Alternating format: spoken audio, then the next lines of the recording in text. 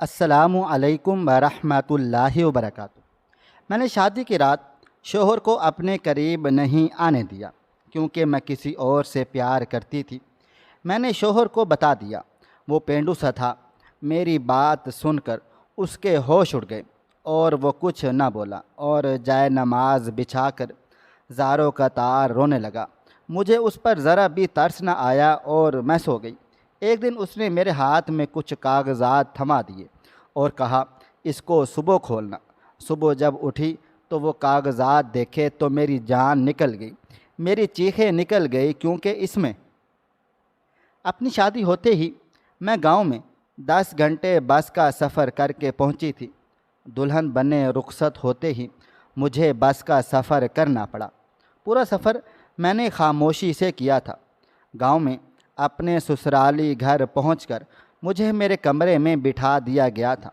میں ایک پڑھی لکھی BA پاس لڑکی تھی اور میرے والدین نے میری مرضی کے خلاف میری شادی ایک گاؤں کے کسان سے کر دی۔ میں اپنی قسمت پر پھوٹ پھوٹ کر نہ روتی تو اور کیا کرتی۔ میرے دل میں کوئی امنگ نہ تھی، بس افسوس تھا، تکلیف تھی، آنسو تھے، غم تھا۔ جب میرا شوہر عبید الرحمن میرے کمرے میں آیا تو میرے چہرے پر حد درجہ ناگواری سی چھائی تھی۔ میں نے اس پر ایک اچٹتی سی نظر ڈال کر ہٹا لی۔ سفید شلوار قمیض پہنے، اس پر بڑی بڑی مونچھیں، بالکل پینٹو سا لگ رہا تھا۔ مسکرانے سے بتیسی پوری نظر آ رہی تھی۔ میرے پاس آ کر بیٹھ گیا۔ کچھ دیر مجھے بڑی محویت سے دیکھنے لگا۔ مجھے اس کا یوں دیکھنا بھی برا سا لگ رہا تھا۔ وہ مجھے ایک آنکھ نہیں بھا رہا تھا۔ مجھ سے کہنے لگا، میں بہت خوش نصیب ہوں جو مجھے تم جیسی پیاری اور پڑھی لکھی بیوی مل گئی ہے۔ میں نے اس کی بات سن کر ایک تیکھی نظر اس پر ڈالی اور کہا، اور میں بہت بد قسمت ہوں جو مجھے ایک جاہل گوار اور پینڈو شوہر ملا ہے۔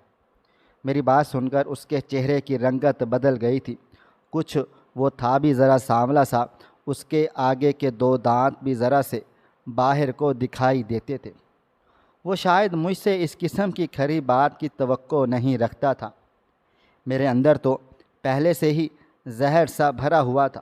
میرے ماں باپ نے میرے لاکھ منع کرنے پر بھی میرے خالہ زاد سے میری شادی کر دی، جو گاؤں میں کسان تھا۔ والدین کا کہنا تھا کہ لڑکا شریف اور نیک ہے، کماتا بھی اچھا خاصا ہے، تم خوش رہو گی۔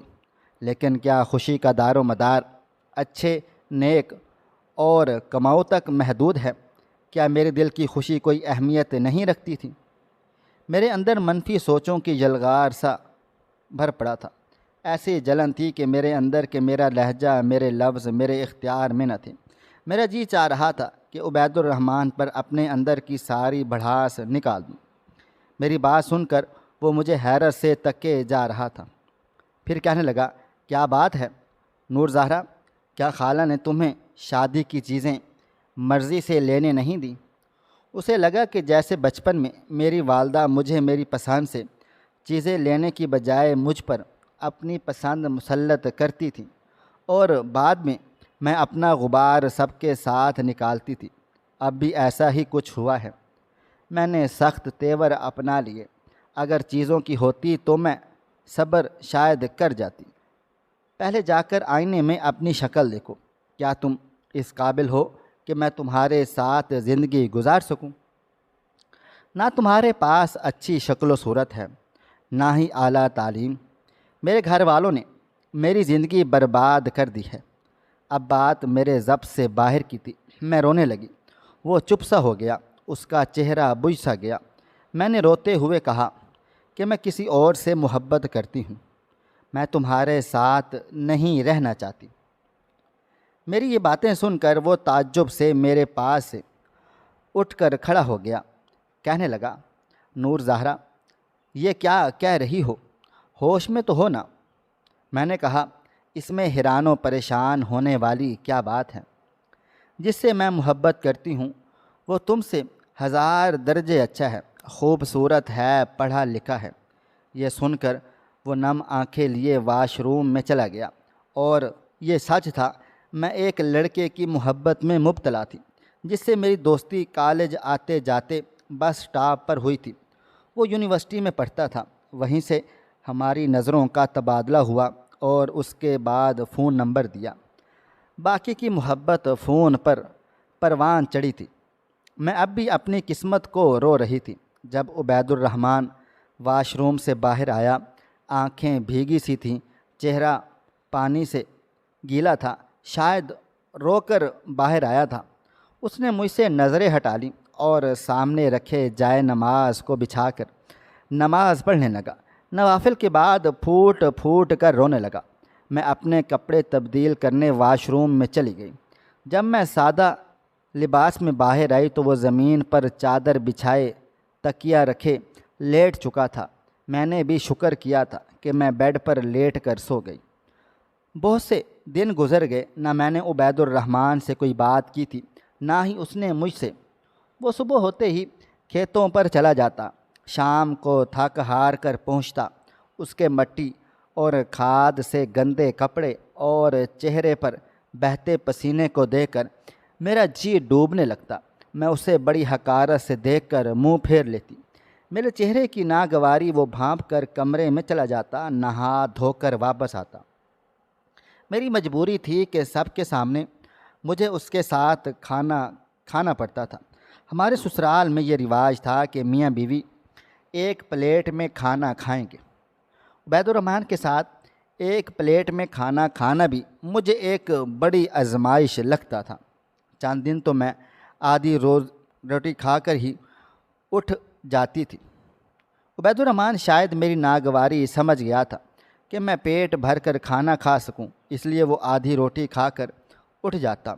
مجھے اس بات سے کوئی غرض نہیں تھا کہ وہ صبح کو گیا شام کو لوٹتا ہے، بھوکھا پیاسا گرمی میں اپنا خون پسینہ ایک کر کے واپس لوٹتا ہے، اور روٹی بھی اسے پیٹ کی نصیب نہیں ہوتی۔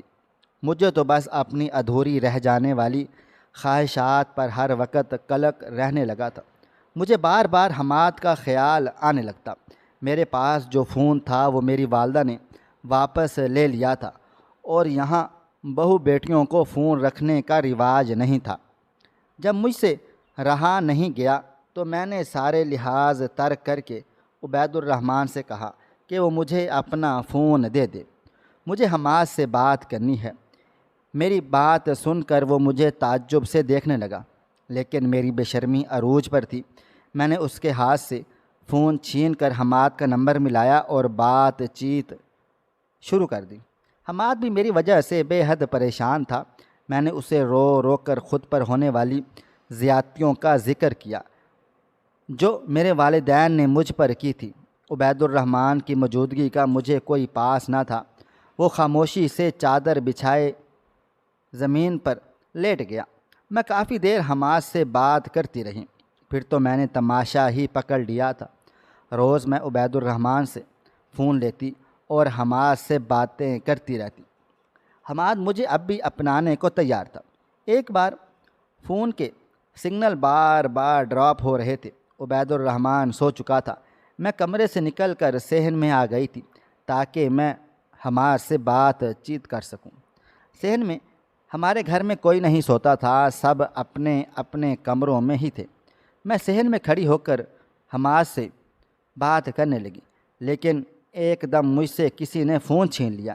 میں نے برجستہ دیکھا تو میرا دیور مجھے غصے سے دیکھ رہا تھا۔ کہنے لگا، بے شرم عورت، تم نے کیا غیرت بیچ کھائی ہے؟ شوہر کے ہوتے ہوئے بھی یار پال رکھے ہیں۔ نہ جانے وہ کب سے میری باتیں سن رہا تھا۔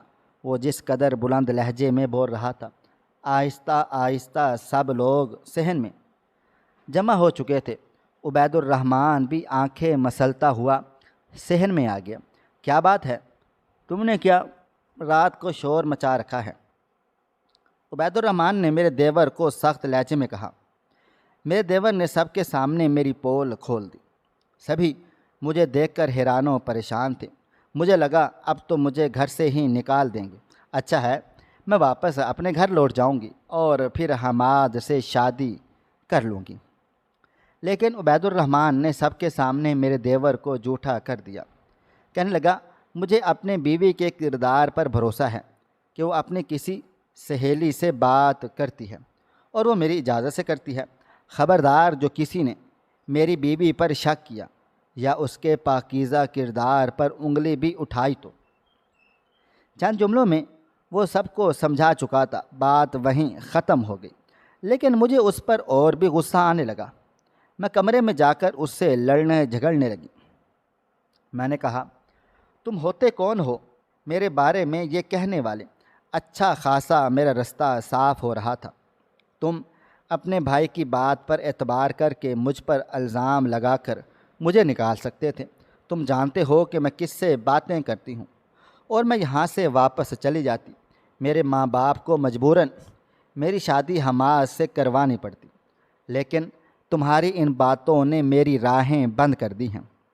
تم میرا پیچھا چھوڑ کیوں نہیں دیتے؟ میری بات اس نے خاموشی سے سنی۔ میں غصے سے اسے کہے چلے جا رہی تھی۔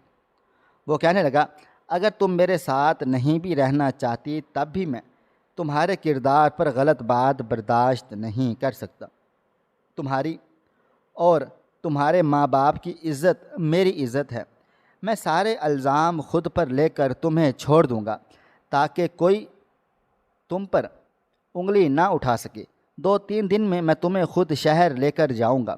اگر وہ لڑکا تمہیں عزت سے اپنانے کو تیار ہے تو میں خود پر الزام لے کر تمہیں خالہ کے گھر چھوڑ دوں گا اور بعد میں طلاق بھی بھیج دوں گا۔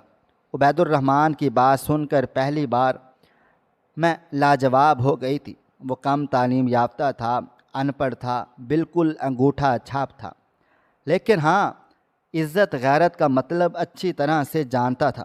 نہ جانے کیوں میرے دل میں اس کے لیے جذبات کچھ بدلنے سے لگ گئے تھے، لیکن میں نے اپنے آپ کو جھٹکا اور حماد کو ساری بات بتا دی۔ وہ تو سن کر خوش ہو گیا تھا، کہنے لگا، تم شہر میں آ جاؤ اور اپنے کزن سے طلاق لے لو۔ ہم پہلے کورٹ میرج کریں گے، تم میرے پاس ہی رہنا، بعد میں تمہارے ماں باپ ہمیں بھی اپنانے کے لیے مجبور ہو جائیں گے۔ میں نے حامی بھر لی۔ چند دن کے بعد ہی میں عبید الرحمن کے ساتھ شہر چلی گئی تھی۔ حماد کے بتائے ہوئے ایڈریس پر پہنچ کر میں نے عبید الرحمن سے کہا کہ اب تم جاؤ، مجھے طلاق بھی دے دو، اس کے بعد تمہارا مجھ سے کوئی واسطہ تعلق نہیں رہے گا، میں حماد سے نکاح کر لوں گی۔ وہ کہنے لگا، میں تمہارے لیے طلاق کے غلیظ لفظوں کو منہ پر نہیں بول سکتا، میرا ضمیر اس بات کی اجازت نہیں دیتا۔ ہاں، میں کاغذی کارروائی کروں گا، کل تک اسی ایڈریس میں تمہیں طلاق بھی بھیج دوں گا۔ یہ کہہ کر وہ چلا گیا۔ میں نے دروازہ کھٹکھٹایا، دروازہ حماد نے ہی کھولا تھا۔ مجھے دیکھ کر مسکرانے لگا۔ میں گھر میں داخل ہوئی، لیکن گھر میں اس کے گھر والے نظر نہیں آ رہے تھے، حالانکہ وہ مجھ سے کہہ رہا تھا کہ وہ میرے بارے میں سب کچھ اپنے گھر والوں کو بتا چکا ہے۔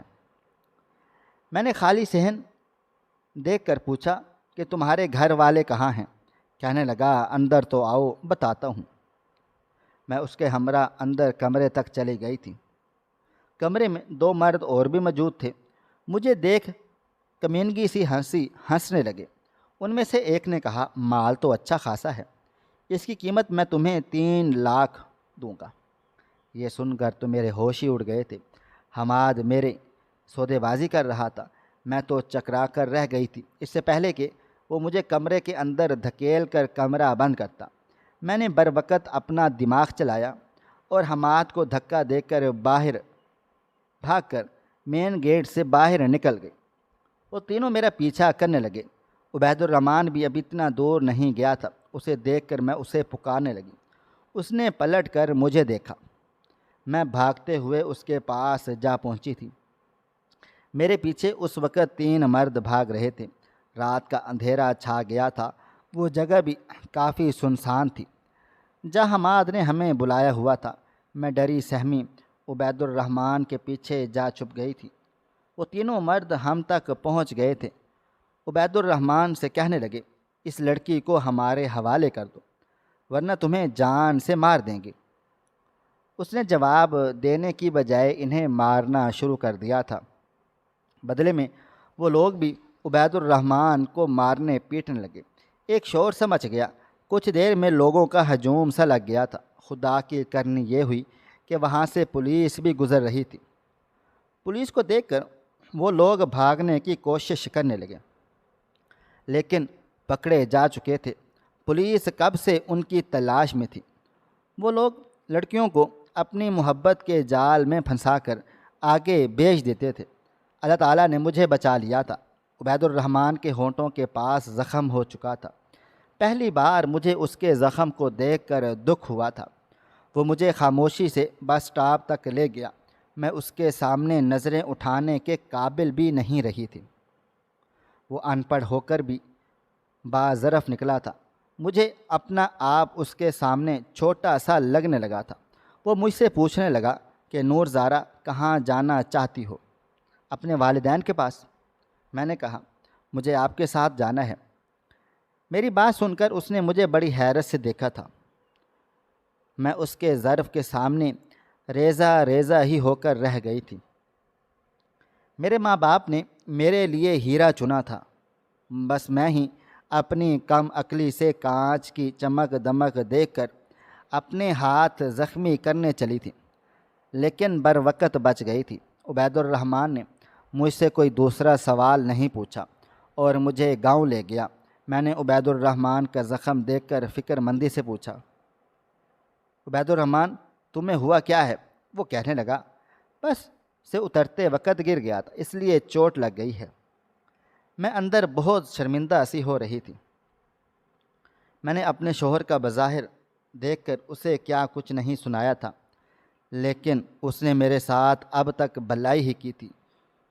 2 دن تو میں اس سے نظریں ہی نہیں ملا پائی تھی۔ اپنے اندر خود کو لعنت ملامت کرتی رہتی تھی۔ وہ اب بھی آدھی روٹی کھا کر میرے پاس سے اٹھنے لگا تو میں نے اسے روک لیا۔ میں نے کہا آپ کھانا ٹھیک سے کیوں نہیں کھاتے ہیں؟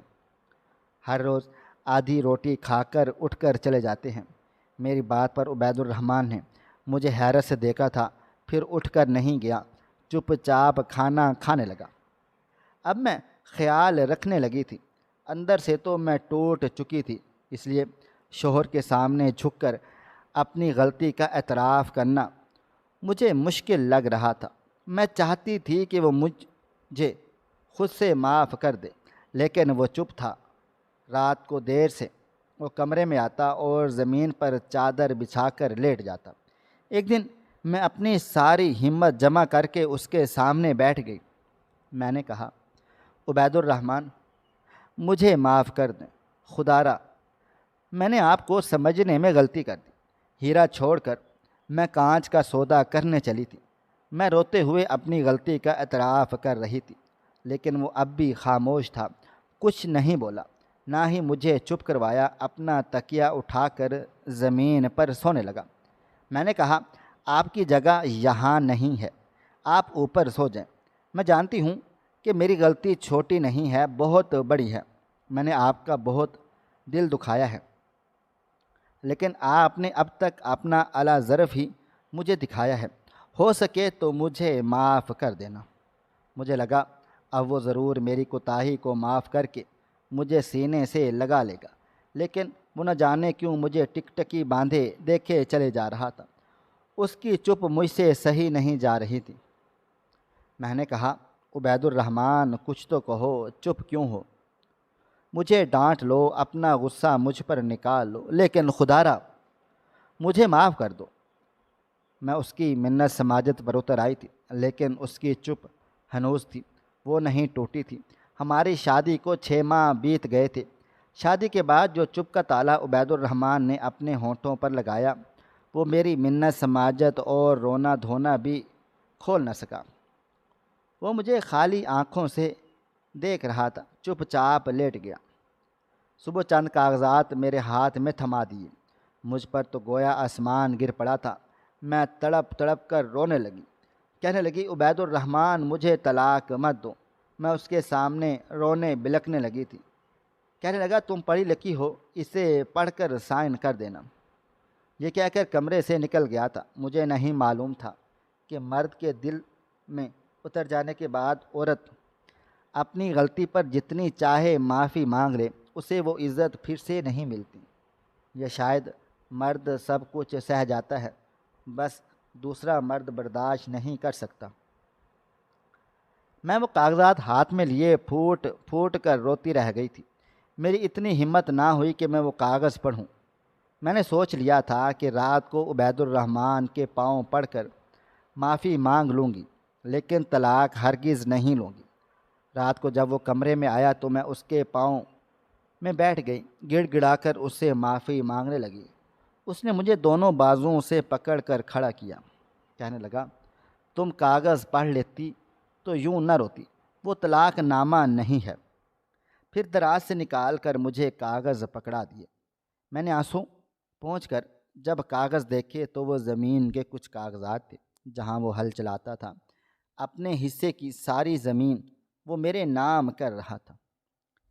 میں نے اسے حیرت بھری نظروں سے دیکھا کہ وہ اپنا سب کچھ مجھے کیوں سونپ رہا ہے۔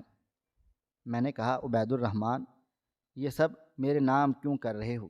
کہنے لگا، اس لیے کہ تم میری بیوی ہو۔ میں کل شہر جا رہا ہوں، کچھ دن کے بعد لوٹوں گا۔ عبید الرحمن نے میرے لاکھ منع کرنے پر بھی مجھ سے سائن کروا لیے تھے۔ اگلے روز وہ شہر چلا گیا۔ 4 دن میں نے بڑی بے صبری سے اس کا انتظار کیا تھا۔ وہ واپس آیا تو لیکن گھر میں کوہرام سا مچ گیا تھا۔ شہر سے عبید الرحمن کی میت گاؤں آئی تھی۔ میری تو دنیا ہی اجڑ گئی تھی۔ اس کا ایک شہری دوست اس کی میت لے کر آیا ہوا تھا۔ اس نے بتایا کہ پچھلے 2 ماہ پہلے ہی عبید الرحمن کو معلوم ہوا کہ اسے کینسر ہے۔ وہ زیادہ دن نہیں بچ پائے گا۔ نہ جانے پچھلے 6 ماہ سے اسے کون سا غم اسے کھائے چلے جا رہا تھا، جس کا نتیجہ اس کی جان ہی لے گیا۔ مجھ پر تو غشی کے دورے پڑنے لگ گئے تھے۔ 2 دن کے بعد میں نے کچھ ہوش سنبھالا تو ایک خط مجھے میری ساس نے دے دیا۔ کہنے لگی، نور زہرا، یہ عبید الرحمن کے دوست نے دیا ہے، کہہ رہا تھا کہ عبید الرحمن نے تمہارے نام بھیجا ہے۔ یہ سن کر مجھے حیرت کا جھٹکا لگا تھا۔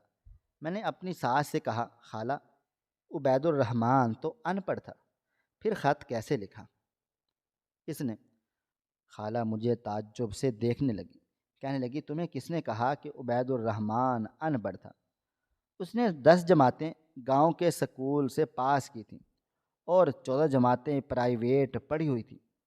ساتھ ہی ساتھ اپنے باپ کا بازو بھی بنا رہا۔ میں تو سن کر دنگ رہ گئی تھی۔ میں شادی سے پہلے کبھی گاؤں نہیں آئی تھی۔ مجھے لگا تھا کہ خالہ کے سب بچے ان پڑھ ہیں۔ خالہ کہنے لگی، تمہیں عبید الرحمن بچپن سے چاہتا تھا۔ کہتا، اماں، نور زہرا تعلیم حاصل کر رہی ہے، اس لیے مجھے بھی آگے کو پڑھنا ہے۔ کل کو جب وہ میری بیوی بنے تو اسے لوگوں کے سامنے یہ شرمندگی نہ اٹھانی پڑے کہ اس کا شوہر جاہل ہے اور ان پڑھ گوار ہے۔ مجھ پر یہ انکشاف کسی ہتھوڑے کی طرح سے لگ رہے تھے۔ آج تک مجھے عبید الرحمن نے یہ نہیں جتایا تھا کہ وہ بھی پڑھا لکھا ہے۔ میں نے وہ خط لیا اور کھول کر پڑھنے لگی۔ نور زہرا، میں نے آج تک تمہیں یہ نہیں بتایا کہ میں تعلیم یافتہ ہوں، لیکن تعلیم حاصل کرنا ہر شہری کا حق ہے اور ضروری بھی۔ پھر ان باتوں کو سب کے سامنے جتایا جائے، کوئی ضروری تو نہیں ہوتا۔ میں نے جب سے ہوش سنبھالی تھی اپنی ماں کو یہی کہتے سنا تھا کہ وہ تمہیں اپنی بہو بنانا چاہتی ہیں، اس لیے میرے دل میں تمہاری محبت کی کونپلیں بچپن ہی سے پھوٹنے لگ گئی تھی۔ جیسے جیسے میری عمر بڑھتی رہی، میری محبت بھی پروان چڑھتی رہی۔ کب میری محبت ایک تناور درخت کی طرح میرے وجود میں اپنی جڑیں پکڑ چکی تھی، مجھے اندازہ ہی نہیں ہوا۔ مجھے جب بھی اماں یہ کہتی کہ نور زہرا پڑھ لکھ رہی ہے تو مجھے بھی پڑھائی کا شوق ہونے لگا۔ جب وہ یہ کہتی کہ نور زہرا کو کھانے میں یہ پسند ہے، مجھے بھی وہی چیزیں کھانے میں اچھی لگنے لگیں۔ میں شاید غلطی سے تم سے عشق کر بیٹھا تھا نور زہرا، اس لیے شادی کی رات تمہارے منہ سے سب باتیں سن کر مجھ سے برداشت ہی نہیں ہوا تھا۔ میں نے آج تک کبھی آنسو نہیں بہائے تھے۔ رونا تو بہت دور کی بات ہے۔ ہر حالات کا ڈٹ کر مقابلہ کیا کرتا تھا، لیکن اس دن تو ٹوٹ کے رہ گیا تھا۔ مرد سب کچھ سہ جاتا ہے، لیکن اگر شادی کی پہلی رات ہی لڑکی یہ کہہ دے کہ وہ شوہر کی بجائے کسی اور سے محبت کرتی ہے تو شوہر کا مان اعتبار چکنا چور ہو جاتا ہے۔ میں بھی ٹوٹ چکا تھا، پھر میں نے تم سے محبت بھی بہت ٹوٹ کر کی تھی۔ اس لیے جب تم نے میرے سامنے اپنے عاشق سے باتیں کرتی تھی، ایسی باتیں جس پر شوہر ہونے کے ناطے میرا حق تھا، تو میرا دل خون کے آنسو روتا تھا۔ کب یہ غم مجھے کینسر میں مبتلا کر گیا مجھے پتہ ہی نہ چل سکا۔ میں نے اپنی ساری جمع پونجی تمہارے نام کر دی کہ کہیں میرے مرنے کے بعد تمہارے ساتھ کوئی حق تلفی نہ کر سکے۔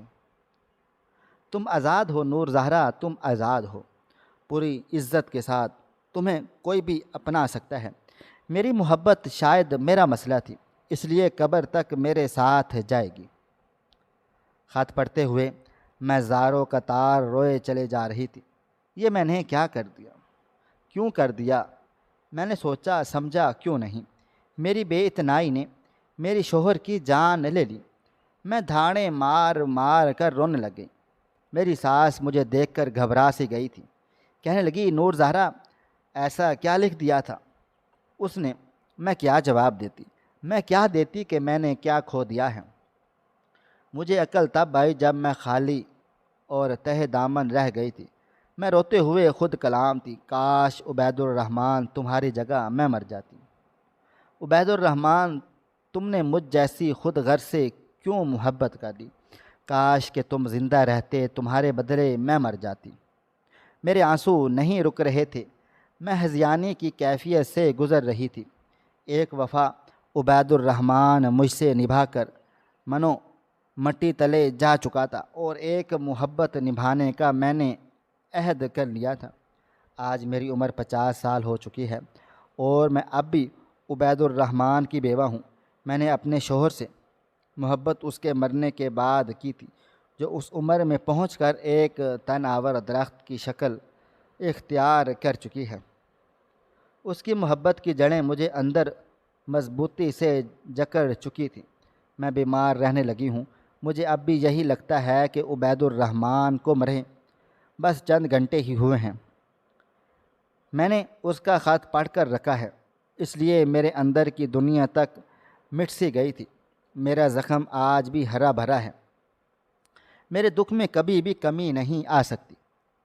میری ان سب لڑکیوں سے گزارش ہے جو اپنی اعلیٰ تعلیم کو سر پر سوار کر لیتی ہیں اور اپنے کم تعلیم یافتہ شوہر کو حقارت سے دیکھتی ہیں، کہ خدا را اپنے شوہر کی قدر کریں۔ جتنا مخلص وہ آپ سے ہے، کوئی سڑک چھاپ عاشق نہیں ہو سکتا۔ جو شخص آپ کو عزت سے بیانے کی بجائے کورٹ میرج کا مشورہ دے، وہ آپ کو بیچ کھائے گا۔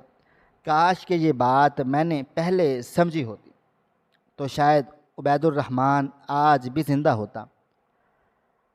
اب کیا پچھتائے ہوت جب چڑیاں چگ گئی کھیت۔ ناظرین، مزید اس طرح کی سبق آموز کہانیاں سننے کے لیے ہماری ویڈیوز کو لائک کریں، شیئر کریں اور ہمارے چینل کو ضرور سبسکرائب کر لیں۔ آپ کو ہماری آج کی کہانی کیسی لگی؟ کومنٹ باکس میں اپنی رائے کا اظہار ضرور کریں۔ ملتے ہیں کل ایک نئی اور دلچسپ کہانی کے ساتھ۔ اللہ حافظ۔